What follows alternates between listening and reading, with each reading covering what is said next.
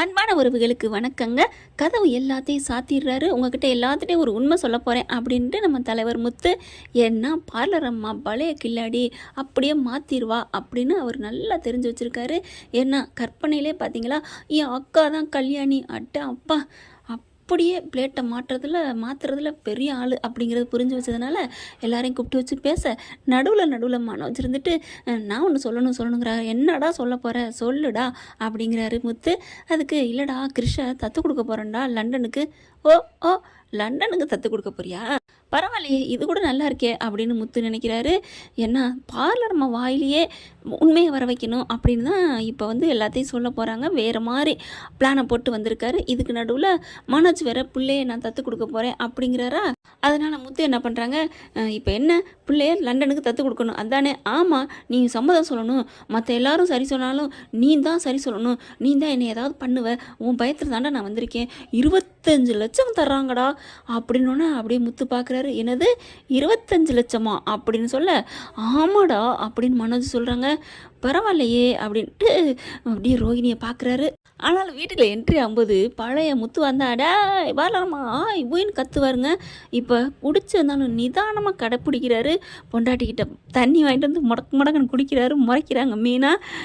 அவங்க முறைக்கிறாங்க, அவங்களுக்கு தெரியுங்கிற உண்மை தெரிஞ்சால் என்ன ஆக போகுதுங்கிறது தெரியல. ஆனாலும் முத்து நான் நிதானமாக தான் இருக்கேன், பேசாமல் இரு அப்படிங்கிற இடத்துல சூப்பராக இருக்குங்க முத்துவோட நடிப்பு.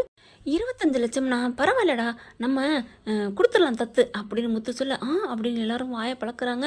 மனோஜுக்கு சந்தோஷம் தாங்கலை. நிஜமாவாடா டே, நீ நிஜமாவா சொல்கிற முத்து? ஆமாண்ணா நீ கொடு டே, நீ தாண்டா தகராறு பண்ணுவேன் சண்டை போடுவேன்னு நினச்சேன்டா, அதனால தாண்டா நான் இன்னும் பயந்துட்டே வந்தேன் அப்படின்னு மனோஜ் சொல்ல, அட பரவாயில்லண்ணே நீ கொடு டே, என்ன அண்ணன்லாம் சொல்கிற அப்படின்னு மனோஜுக்கு சந்தோஷம் தாங்கலை. அப்படியே பார்லரமாக பார்க்குறாரு முத்து.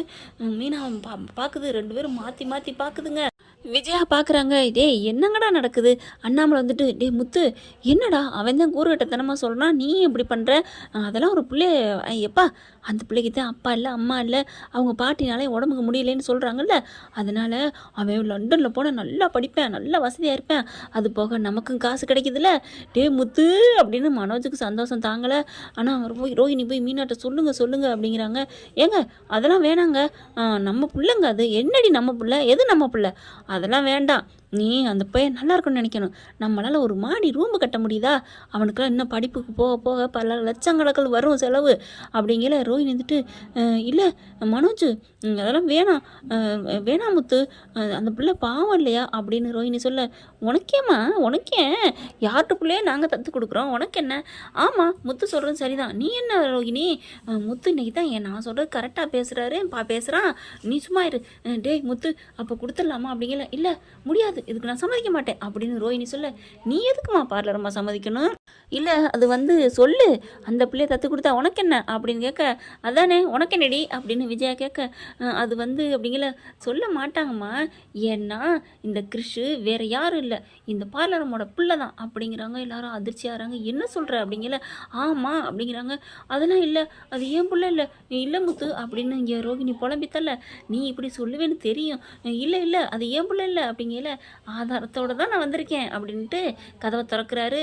வந்துட்டிங்களா அப்படின்னு கேட்க, வந்துட்டப்பா அப்படின்னு அந்த அட்ரஸ் சொல்கிறாங்க. கரெக்டாக அவங்க ரோஹிணியோட அதாவது புருஷனோட அண்ணன் பொண்டாட்டி வர்றாங்க. உள்ளுக்க வராங்க. வந்த கையோடு தூக்கி வாரி போடுது ரோஹிணிக்கு. ஐயோ இவங்களா அப்படின்னு சொல்லிட்டு, என்னம்மா கல்யாணி நல்லா இருக்கியான்னு மனோஜுக்கு தூக்கி வாரி போடுது. என்னது கல்யாணியா? ஏங்க என் பொண்டாட்டி பேர் ரோஹிணிங்க. ஓ இந்த புதுசாக கல்யாணம் பண்ணவர் நீங்கள் தானா? பரவாயில்ல நல்லாத்தாப்பா இருக்கிறீங்க. அதெல்லாம் ஒன்றும் இல்லைப்பா, உங்கள் வீட்டுக்காரர் வீட்டுக்காரர் இருக்கார் இல்லையா, அவரோட அண்ணன் பொண்டாட்டி தான் நாங்கள் அப்படிங்கிறாங்க. என்னங்கடா நடக்குதுங்க அப்படின்னு அப்படியே தலை சுற்றுது. ரவிக்கு ஸ்ருதிக்கும். விஜயா பார்க்குது. யார் நீங்கள், என்ன நீங்கள் சொல்லிட்டுங்க, அவளுக்கு கல்யாணம் ஆயிடுச்சா ஏற்கனவே? என்னடி சொல்கிற அப்படின்னு விஜயா கேட்க, ரோஹிணி அது அப்படிங்கல, என்னம்மா நீ ஏற்கனவே கல்யாணம் ஆனதை சொல்லலையா அவங்க குடும்பத்தில், அப்போ மறைச்சிதான் கல்யாணம் பண்ணியிருக்கியா அப்படின்னு கிருஷோட பெரியப்பா பெரியம்மா சொல்கிறாங்க.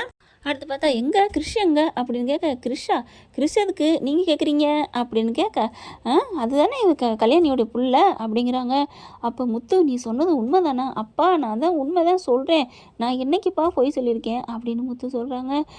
ஏம்மா எங்களை மன்னிச்சிருமா, உங்ககிட்ட மன்னிப்பு கேட்கணும் தான் வந்தோம். புள்ள வயிற்று புள்ள தாச்சியாக இருக்கையில் உன்னை வீட்டை விட்டு விரட்டினது தப்பு தான், என்னை மன்னிச்சிரு அப்படிங்கிறாங்க. ரோகிணி தூக்கி வாரி போட்டு நிற்கிது. மனோஜுக்கு ஒரு மாதிரியா இருக்குது. என்ன ரோகிணி நடக்குது? மனோஜ் என்னை மன்னிச்சிரு மனோஜ், என்னை சின்ன பிள்ளையில கட்டி கொடுத்து கஷ்டத்தில் இருக்கும்னு கட்டி கொடுத்துட்டாங்க. அதுக்கப்புறம் பிள்ளை வயிற்றில் வந்துச்சு, அதுக்கப்புறம் குழந்தையும் பிறந்துச்சு. ஒருத்தவங்கள கல்யாணம் பண்ண போனால் இந்த மாதிரி கல்யாணம் ஆனவன்னு தெரிஞ்சோன்னே என்னை வேணான்ட்டாங்க. அதனால் நான் ரொம்ப கஷ்டப்பட்டேன் சமுதாயத்தில்.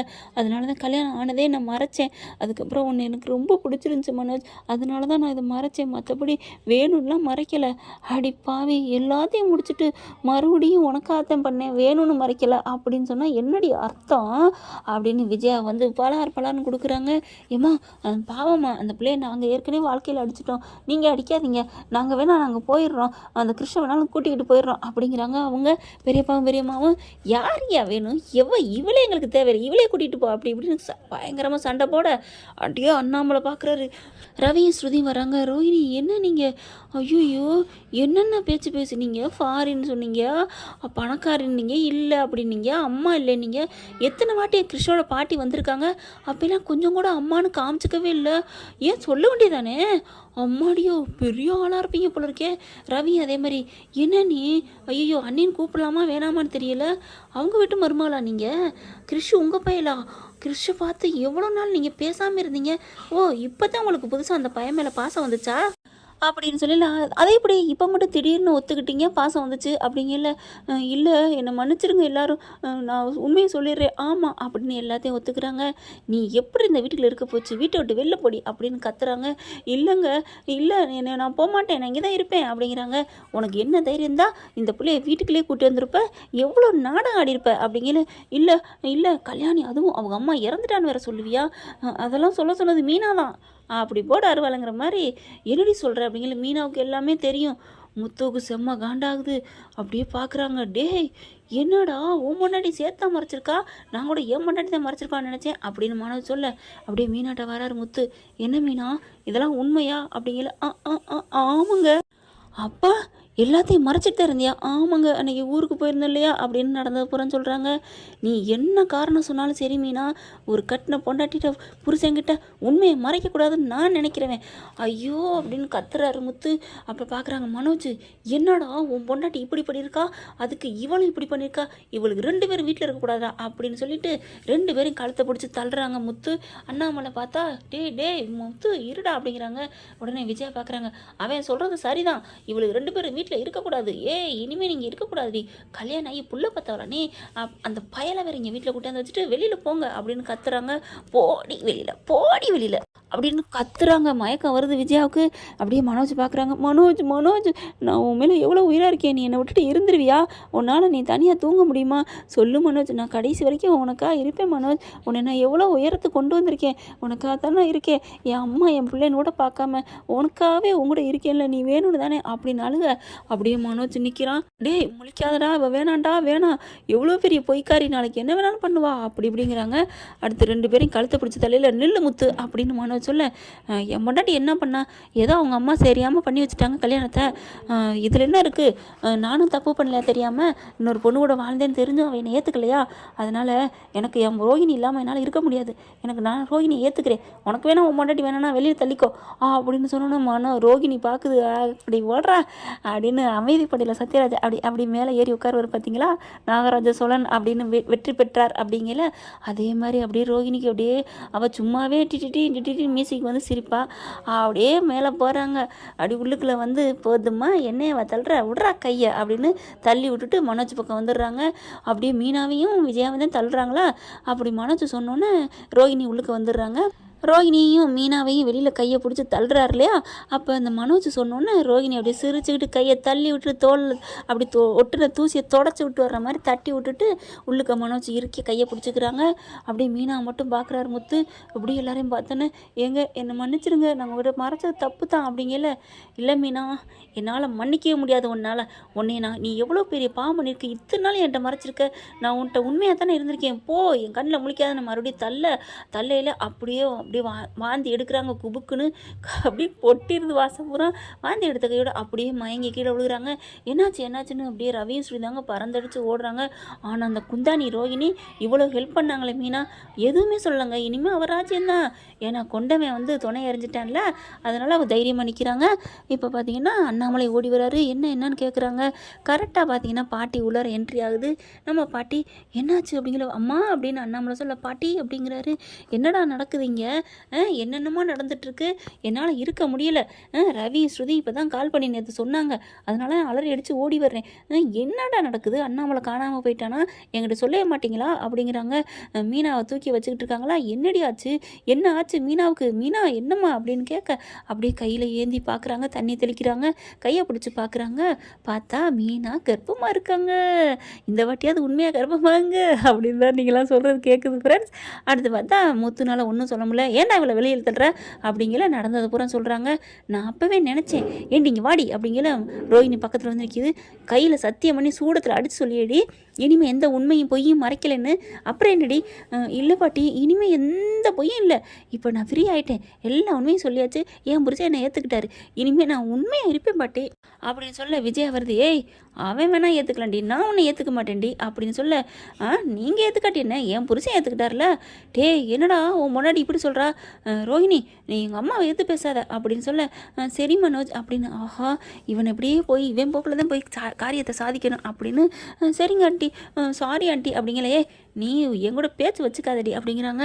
அடுத்து நம்ம பாட்டி என்ன பண்ணுறாங்க, மீனாவை எழுப்பி கொண்டாந்து சோஃபாவில் உட்கார வைக்கிறாங்க. டேய், இவன் பொண்டாட்டி மாதம் ஆகிட்டாடாங்கல்ல, முத்து முறைக்கிறாரு. ஒன்றும் பண்ண முடியல, வெளியில் துரத்த முடியல, ஏன்னா மீனா கற்பம்ல. வீட்டில் எல்லாரும் சந்தோஷப்படுறாங்க. மீனா பார்க்குறாங்க ரோஹிணி, இனிமேல் நீ என்ன ரொம்ப எதுவுமே நீ பண்ண முடியாதுடி, என்னை எவ்வளோ மிரட்டுன அப்படிங்கிற மாதிரி ரோஹிணி பார்க்குறாங்க.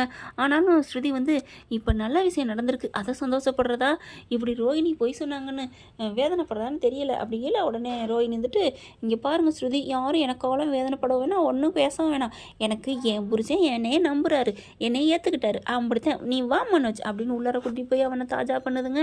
இங்கிட்டு முத்துவும் மீனா வந்தாங்க, கொஞ்சம் ஊடலில் இருக்கிறாங்க. பார்க்கலாம் என்ன நடக்குதுன்னு, இப்படின்னு போகலாம். தேங்க்யூ. இந்த வீடியோ உங்களுக்கு பிடிச்சிருந்தா தயவு செய்து லைக் பண்ணுங்க. இன்னும் அப்டேட்ஸ்க்காக சேனலை சப்ஸ்கிரைப் பண்ண மறக்காதீங்க. நம்ம கிட்ட இருக்க எல்லா சேனல்ஸோட லேட்டஸ்ட் வீடியோ அப்டேட்ஸ்க்காக மேல ரைட் சைடுல காட்டுற லிங்கை கிளிக் பண்ணி வாட்ஸ்அப் குரூப்ல ஜாயின் பண்ணுங்க. உங்களிடம் விடைபெறுவது நான் உங்கள் மெஹர்.